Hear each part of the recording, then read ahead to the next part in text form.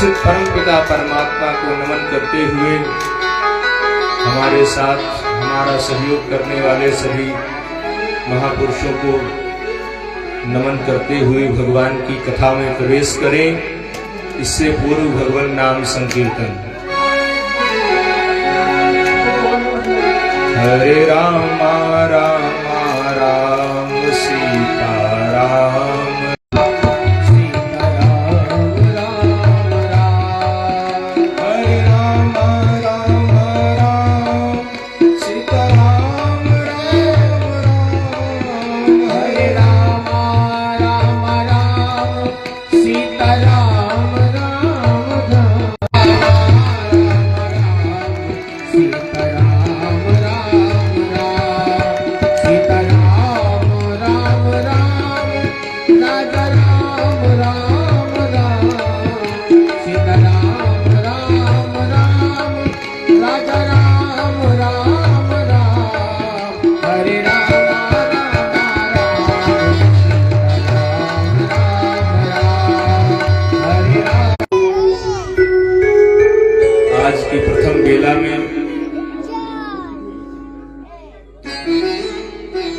हम सबने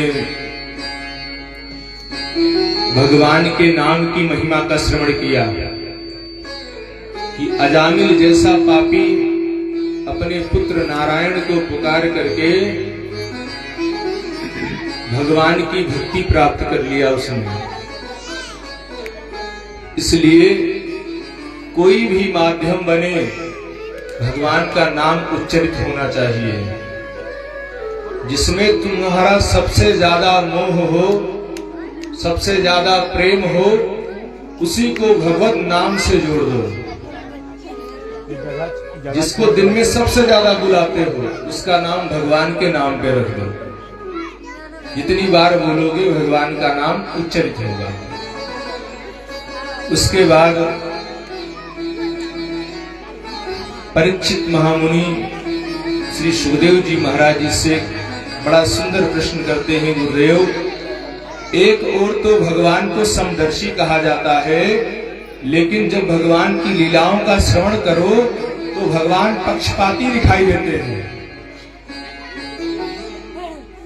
अगर भगवान समदर्शी हैं तो देवताओं का खुलकर समर्थन करते हैं और दैत्यों का हमेशा वध करते हैं। इस प्रश्न पर श्री सुखदेव भगवान कहते हैं, नहीं परीक्षित, भगवान को तो केवल अपने भक्त प्रिय हैं। वह श्री सुखदेव महाराज कह रहे हैं, हाँ, हिरण्याक्ष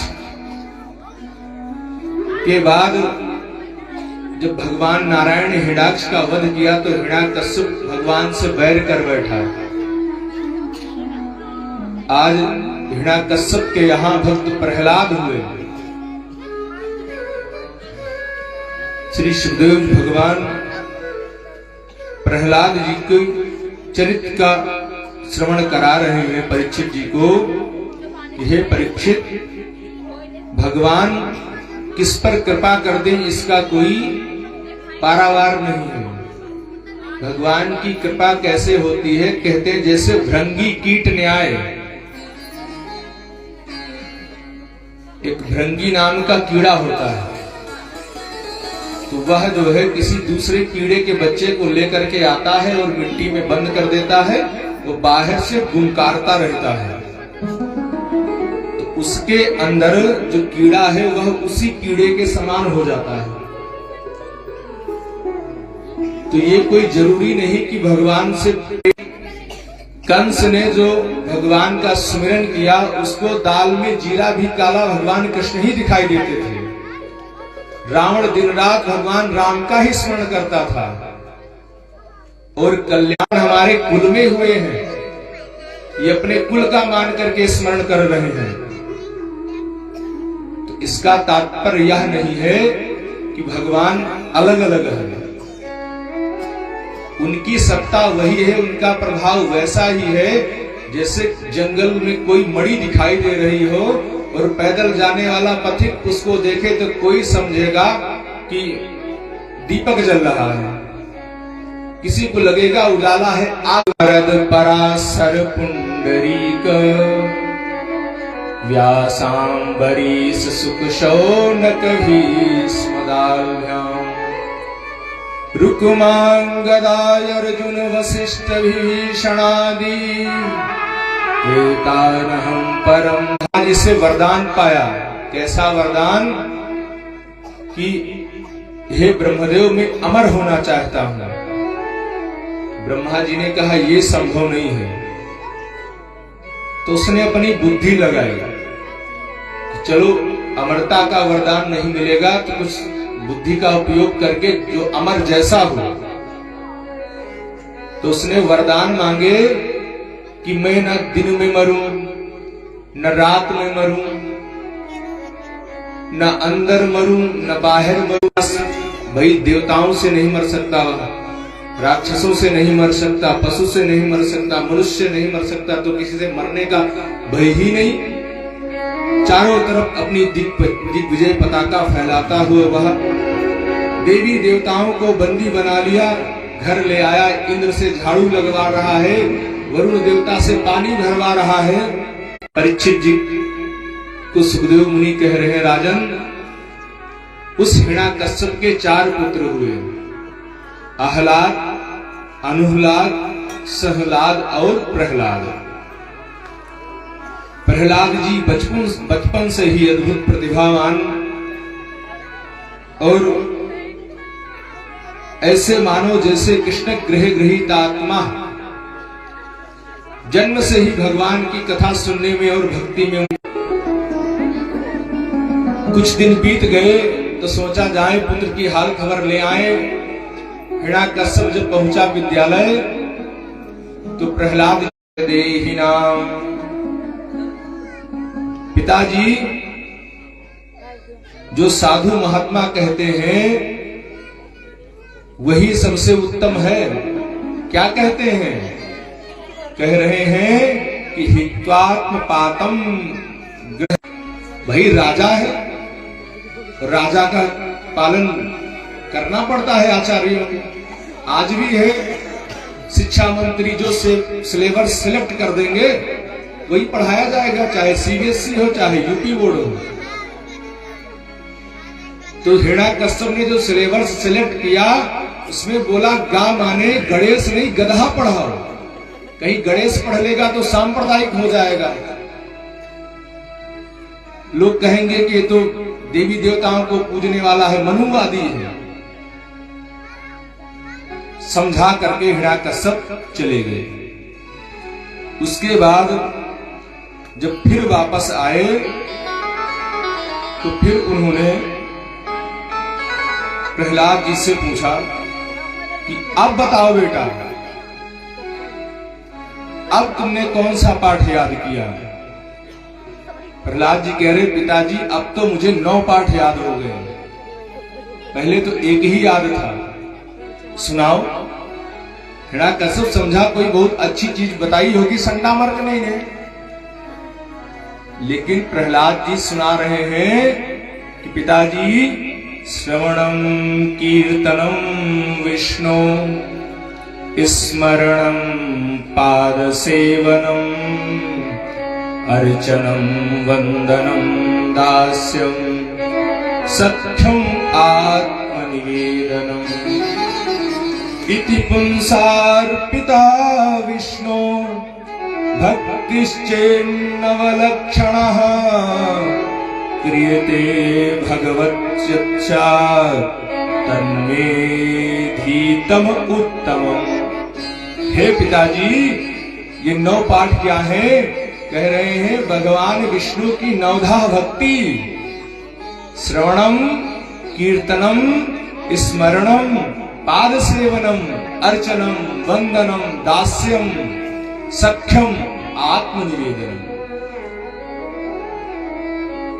जैसे ही ये शब्द हिरण्याकश्यप के कानों में पड़े भगवान विष्णु के भक्ति के, उसके तो तोते उड़ गए कि ये हमारा पुत्र नहीं हो सकता। संडामर्क, इसे यह शिक्षा किसने दी? जरूर कोई यहां आता है भगवान विष्णु का दूत जो मेरे पुत्रों को बिगाड़ करके जा रहा है, यह मेरे दुश्मन का नाम क्यों ले रहा है, उसकी भक्ति क्यों बता रहा है। चंडामर्क कह रहे हैं, राजन न मत प्रणीतम न पर प्रणीतम, मैंने नहीं पढ़ाया इसे और ना ही कोई इसे पढ़ाने आता है। यहाँ आपकी इतनी सेना चुस्त दुरुस्त है कि यहाँ परिंदा भी पर नहीं मान सकता इस विश्वविद्यालय में। अरे भाई, जहां स्वयं राजा का बेटा पढ़ता हो उसकी तरफ कोई नजर उठा के देख सकता है? तो हिरण्यकश्यप कह रहा है, फिर इसे यह ज्ञान कहां से मिलता? चंडामर्क कह रहे हैं, हम भी यही सोचते हैं, यहां कोई पढ़ाता नहीं है, बाहर से कोई पढ़ाने आता नहीं है, यह जो विद्या बता रहा है कहां से सीख के आया? अच्छा, कोई बात नहीं, अब और ध्यान दो इस पर। चंडामर्क के निवेदन के बाद हिरण्यकश्यप चले गए और हिरण्यकश्यप जाते जाते यह बता गया कि ये जो रोग लग गया है ना प्रहलाद को, यह संक्रामक रोग है। जैसे कोरोना एक दूसरे में फैलता जाता है। भाई, ये भगवान का कीर्तन करेगा तो बगल वाला भी ताली बजाएगा, कीर्तन करेगा। तो इससे इसको बचाओ, इसको क्वारंटीन करो, कोई मिलने न पाए। अकेले प्रहलाद को एक कक्ष में पढ़ाया जाए और सख्त निगरानी रखी जाए। लेकिन प्रहलाद जी पर कोई फर्क नहीं पड़ा। बड़े बड़े पर्वतों से प्रहलाद ही छोड़ी और अपने साथियों को सिखाते हैं कि देखो भाई, बुढ़ापे में भजन नहीं होगा। जब हाथ से एक गिलास पानी नहीं पिया जाता है तो भजन क्या करोगे? प्रहलाद जी कह रहे हैं, कौमार आचरे प्राज्ञो, कुमार अवस्था में भजन करो। उस परमात्मा को इस शरीर से जानना संभव है, बाकी अन्य योनियों में वह प्रभु मिलने में समर्थ नहीं है। तो नारद जी मेरी मैया को भगवान की कथा का श्रवण कराते थे, उसी के परिणाम स्वरूप यह भगवान की भक्ति मेरे अंतःकरण में विद्यमान हो गई। एक बात सावधानी पूर्वक सुनना कि गर्भ में बालक को जो संस्कार मिलता है वह जन्म लेने के बाद आप नहीं दे सकते। आजकल जो इतनी अराजकता और अत्याचार फैला हुआ है वंश व्यवस्था में, वह उसका कारण यही है। जब माताओं के गर्भ में शिशु होता है तब वह व्यर्थ के परपंच, झगड़े, लड़ाई, नाना प्रकार के ऊटपटांग जो नहीं सुनने योग्य हैं, ऐसे शब्दों का श्रवण करती हैं, चिंतन करती। हम तो चाहते हैं कि हमारे बच्चे प्रहलाद बने, ध्रुव बने, लेकिन हम भी तो सत्संग करें। अब प्रहलाद जी की भक्ति इतनी बढ़ गई कि पिताजी परेशान हो गए। 10 वर्ष की अवस्था में प्रहलाद जी भगवान के नाम का ऐसा संकीर्तन करते कि उनका तार नहीं टूटता। इसके बाद प्रहलाद जी ने एक दिन पिता से कह दिया, पिताजी आप इतना विरोध क्यों करते हैं भगवान का? हिरण्यकश्यप बोला, इसने तुम्हारे चाचा का वध किया है, ये मेरे भाई का हत्यारा है, तुम इसी का नाम लेते हो। प्रहलाद जी ने कहा, पिताजी आप तालाब में डलवा दिया गया, पर्वतों से गिराया गया प्रहलाद जी को, यहाँ तक कि हिरण्याकश्यप ने अपनी बहन होलिका को आदेश किया कि बहन, तुम्हें तो वरदान प्राप्त है कि तुम अग्नि में जलोगी नहीं, इस मेरे पुत्र प्रहलाद को अग्नि में जला के मार डालो। लेकिन हुआ उल्टा। आज वह होलिका का वरदान व्यर्थ हो गया। प्रहलाद जी मुस्कुरा करके निकल आए अग्नि से। अब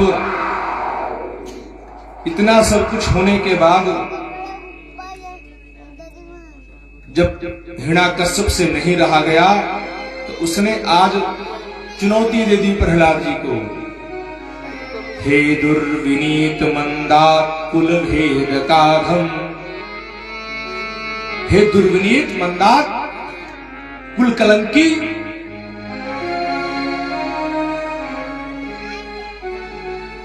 तुझसे यह मेरे दुश्मन का नाम नहीं छूट रहा है।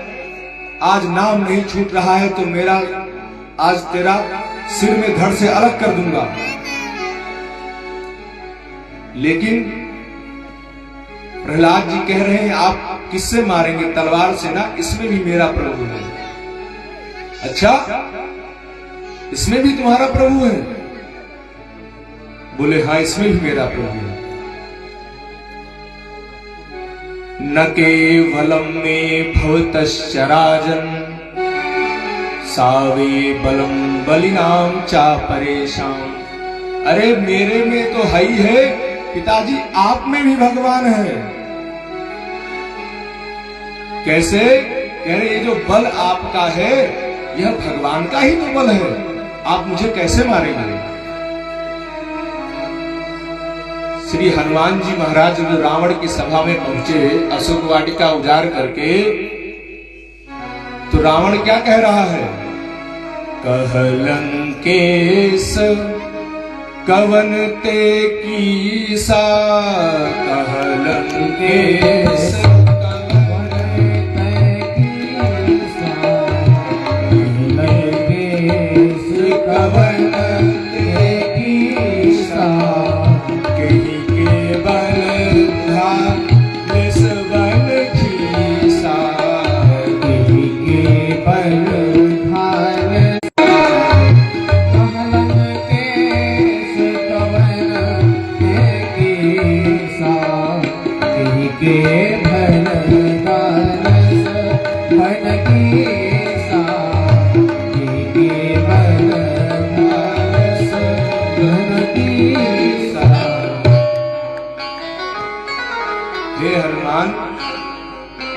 तुमने किसके कहने पर, किसके बल से हमारी अशोक वाटिका उजाड़ डाली? और इतना ही नहीं, आगे कह रहे हैं मारे निश्चर के ही अपराधा, कहूं सर तो न प्राण कई बाधा। तब हनुमान जी ने कहा रावण, कह रावण ब्रह्मांड निकाया, ब्रह्मांड निकाया, पाई न जाय शासन माया। रावण ब्रह्मांड निकाया, पाई जासु विरचित माया, पाई जासु चावल शीस धरत सहसा, चावल शीस धरत सहसा, खंडकोश समेत गिरिकानन, खंडकोश समेत गिरिकानन। श्री राम जय राम, जय जय राम, श्री राम जय राम, जय जय राम। हनुमान जी ने कहा रावण, तुम मुझसे बल पूछ रहे हो, तो मेरे अंदर जो बल है उसी बल से तो तुम भी अपना 10 सिर का बोझ ढो रहे हो। जा बल शीस धरत सहसानन, अंडकोश समेत गिरिकानन। उन्हीं के बल से मैंने अशोक वाटिका उजाड़ दी। आज प्रहलाद जी पिताजी से कह रहे हैं, पिताजी जो बल आप में है वही बल मुझ में है, और यह बल देने वाले वही परम महाबली भगवान परमात्मा नारायण हैं, जिनका मैं भजन करता हूं।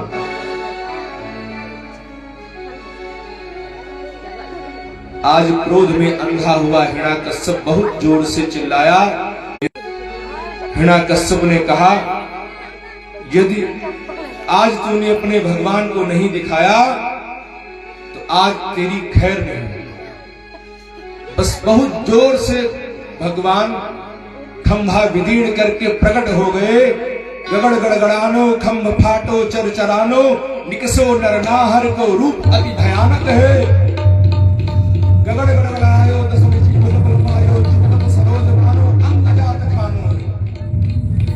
भगवान नरसिंह खंभ को विदीर्ण करके प्रकट हो गए। भगवान नरसिंह को देख करके हिरण्याकश्यप एक बार तो कांप उठा, लेकिन उसके बाद उसको याद आया, अरे हमारे पास तो ब्रह्मा जी के वरदान है। प्रसन्न हो गया, कहने लगा मुझे तो कोई नहीं मार सकता, मुझे तो भगवान के वरदान प्राप्त हैं ब्रह्मा जी के।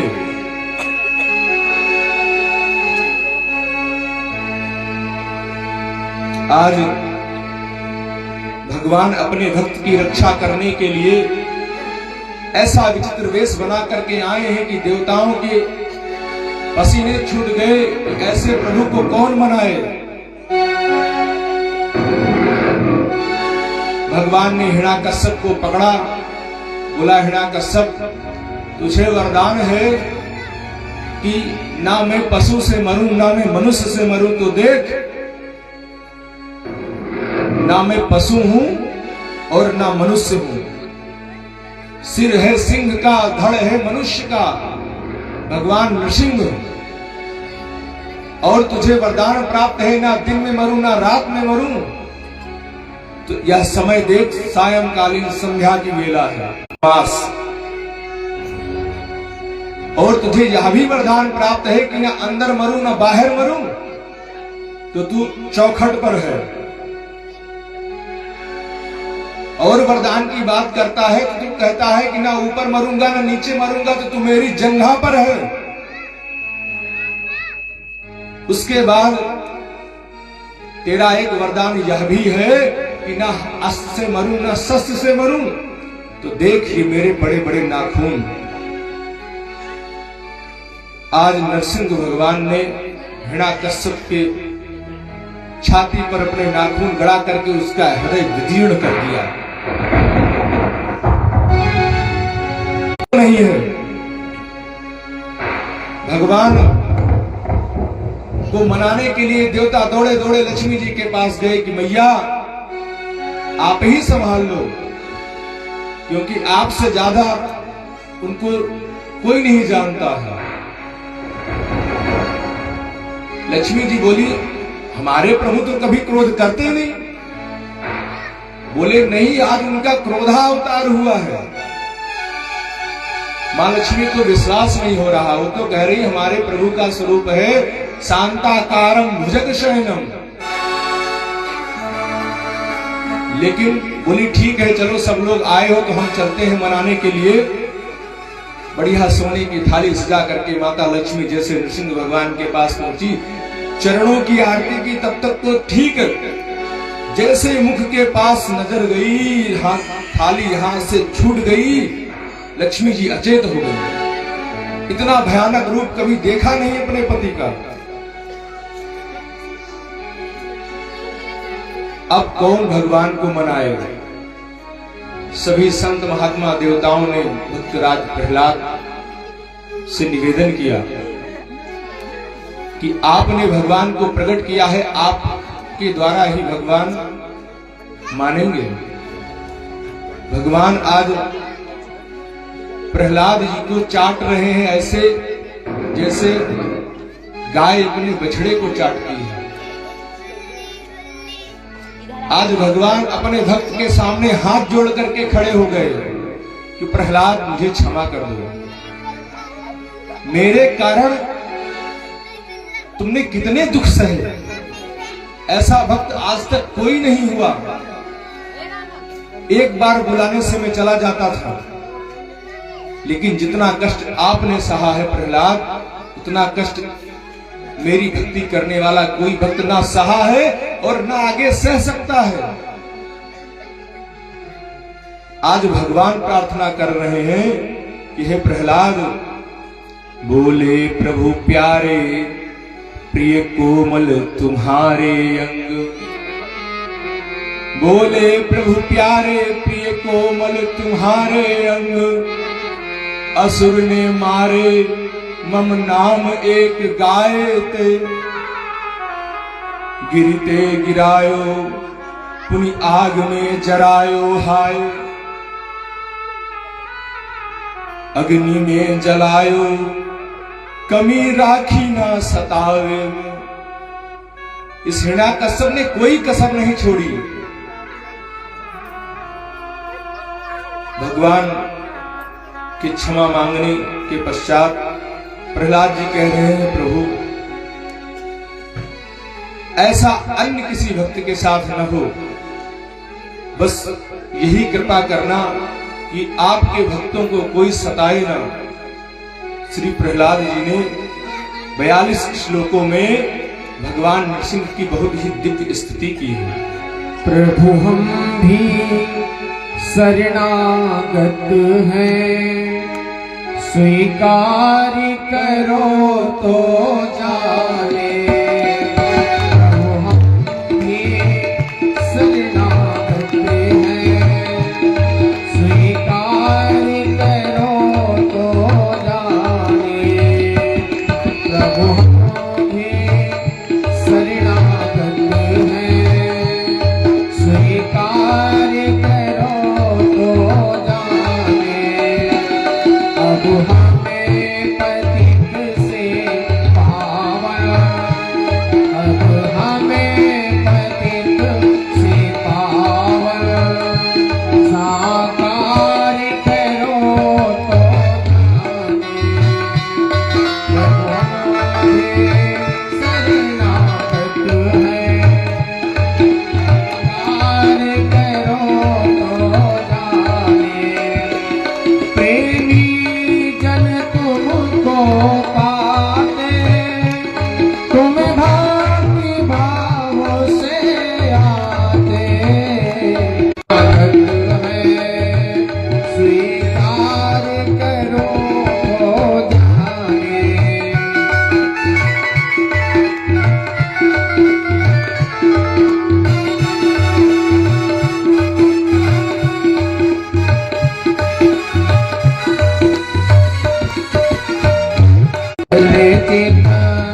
उपकार करो तो जाने।